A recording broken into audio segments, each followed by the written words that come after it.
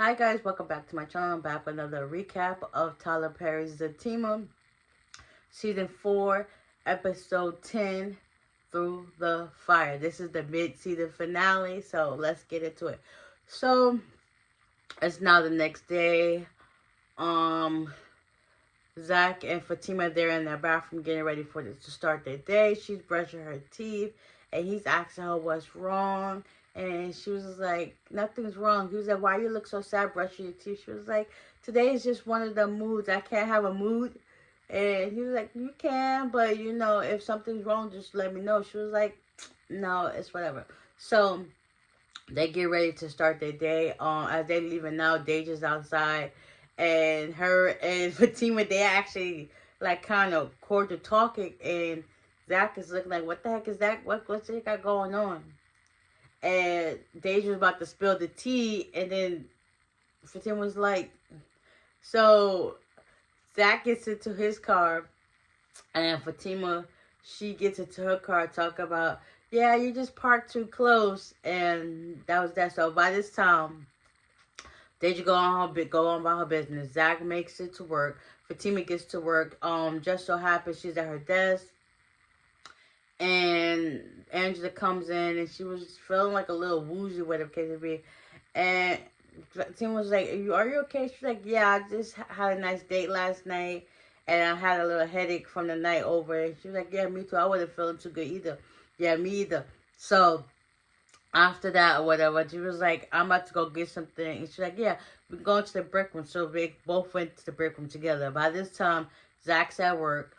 Preston's in there talking to him. Bryce comes in on this type of energy. This is like, okay, I see how you coming. I see how you coming. And he was like, what's for all the third degree? Like, you coming at me like some black mama. And he was like, listen, I'm disappointed in you. He's like, now you coming at me out of like white mama. And Preston's just like, basically Bryce put him in his place because Zach been all over the place. He's been stressing himself out about the baby and Fatima as he should, but also dealing with his stuff at work. And it's like, you're lacking accountability and progress for what you gotta do. Bryce tells him like, listen, you're all over the place.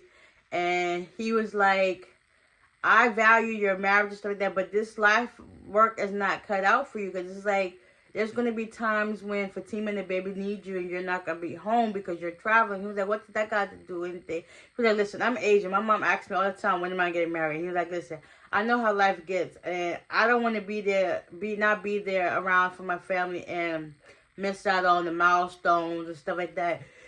Ooh. And he was like, yeah, I get it. He was like, okay, well, I'm about to get on the phone with these contractors because he messed up the deal with the last thing. So the person was like, he going to call me. He was like, no, we don't got time for that. I'm just going to go see if I can find some investors. He was like, listen, it's not that.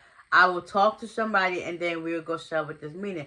Just as soon as they did that, his phone ring. Having for Fatima. He was like, oh, hold on, I got to take this. No, I'll just tell you, we'll wait for you. So come to find out, Fatima has been rushed to the hospital because she's been spotting. And they want to make sure everything's okay. Bryce and Preston are probably just like, dang, we just talked about that. He said he was going to be in. But then this is how it is what it is. So now he drops his construction job business to handle stuff with Fatima. So by the time he gets there to the hospital, Angela's there in the waiting room. And, ooh. He's like, what happened? What's going on? He's like, I don't know. They just took her back a few minutes ago, and she's in the back. So when he goes to the front desk to ask the nurse, it just happens to be Dr. Solis. Is the same person that worked with the rehab, and also the same person that was dealing with Jeremiah. And she was like, you work here? She was like, you work here too? She's like, yeah, only I work at the rehab for only on 2 days. So it was like, I'm surprised she didn't tell him about his brother.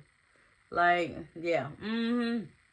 So after that, he finds out what room she's in. She's in room 314. By this time, the lady is checking on the baby. Everything seems fine.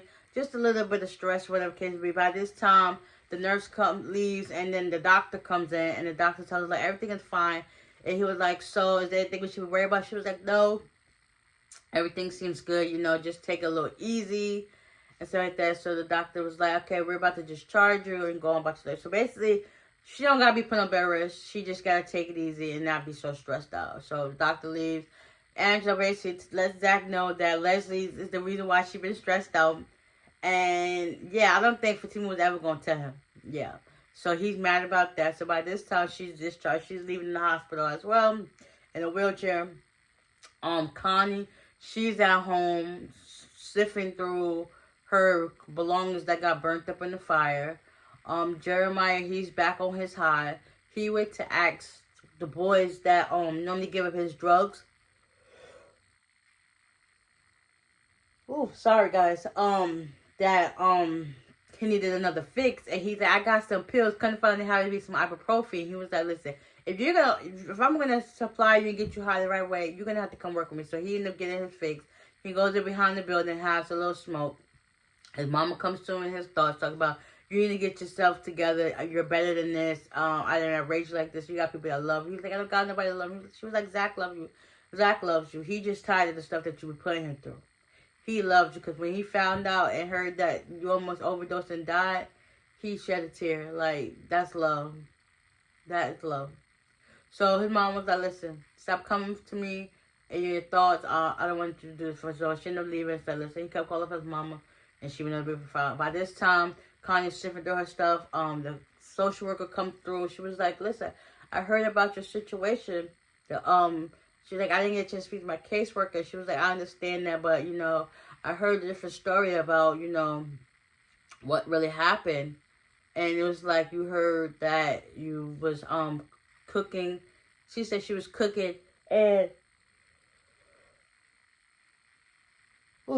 frying some chicken and whatever, and some, grease popped up and it started the fire. Just think the other hand. So she was like, I heard a different story. I heard that you was running out of your building crying, asking where your kids was at, like you didn't know where they was at. Like Connie, sometimes you just gotta be vulnerable and let people in and know what's going on. Like, you need to tell her that it's been overwhelming that you're dealing with this cancer and you fell asleep. That's normal with medications, but at the same time, you need somebody to be in your corner to help you. You should have told Tony, of all people, to come in and help watch your kids, or at least cook something for them. Like, that's giving a red flag, and now it's just going to make it difficult for you and your kids. Like, this is the time you really needed that support system by your side, regardless of how you feel you might burden them or whatever. Like, this is life or death situation. And this right there, you need your village to help lead you on and put you in that good headspace. So yeah, now she got something else to deal with. She said that I'll be back the next day. And make sure you talk to your caseworker.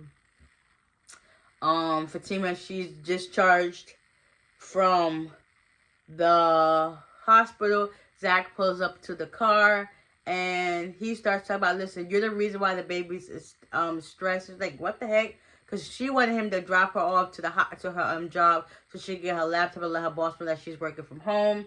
I mean, she could tell all that on the phone, but I get it. But yeah, it is, she also need to pick up her car. And she was like, listen, don't worry about it. Just forget it. Just drive me to my job, and I'll get my car and go home myself.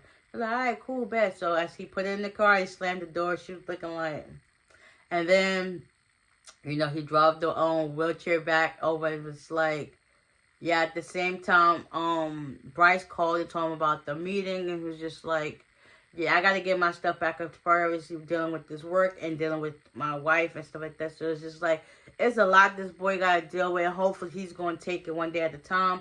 Angela, she gets home. She ended up taking another dosage of that pill, that weight loss drug. And she started having side effects of being woozy and dizzy. So she ended up stumbling a little bit. She ended up getting the water out the refrigerator to drink it. And hopefully that helped kick something. She was like, what the hell was that about?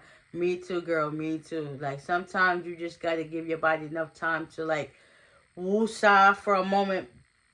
And then, see how things go. But I don't know. She's comfortable in her body, but she's not comfortable, if that makes sense. Yeah, so, yeah, we're going to see how this goes. Yeah, so, with that being said, hopefully you guys enjoyed this recap. And I'll see you at the next one. Bye.